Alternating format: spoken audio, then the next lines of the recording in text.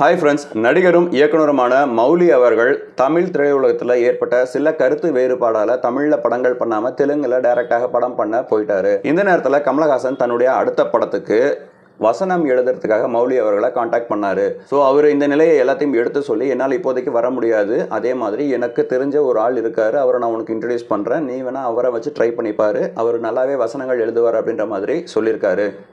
சரி, அவரை நாளைக்கு என்னை மீட் பண்ண சொல்லுங்க அப்படின்னு சொல்லிட்டு கமலஹாசன் கிளம்பிடுறாரு. மறுநாள் சத்யா பட ஷூட்டிங்கில் ஒரு சுடுகாட்டில் இருக்கிற சீனை எடுத்துக்கிட்டு இருக்கிறப்ப மௌலி அவர்கள் சொன்ன நபர் கமலஹாசனை மீட் பண்ண போயிருக்காரு. ஸோ அந்த இடத்துல ரெண்டு பேரும் பேசி அறிமுகமாகிட்டு கமலஹாசன் சொல்லியிருக்காரு, படத்துக்கு நீங்கள் எழுதணும் அப்படின்னா நீங்கள் உங்களோட வேலையை விட்டுட்டு வந்தால் தான் கொஞ்சம் ஹெல்ப்ஃபுல்லாக இருக்கும் அப்படின்ற மாதிரி சொல்கிறாரு. ஏதோ ஒரு நம்பிக்கையில் கமலஹாசன் சொல்லியிருக்காரு அப்படிங்கிறதுனால அவர் செஞ்சுட்டு வந்த வேலையை அன்னைக்கே ரிசைன் பண்ணிடுறாரு. ரிசைன் பண்ணிவிட்டு அந்த படத்துக்கு வசனகர்த்தாவாக அவரோட வாழ்க்கையை ஆரம்பித்தார். அன்று முதல் அவங்களோட காம்போ மிகவும் பிரபலமாக பேசப்பட்டது. இன்னைக்கு வரைக்கும் நம்ம எல்லாரோட நினைவுகளையும் கண்டிப்பாக இருக்கும் அந்த காம்போ.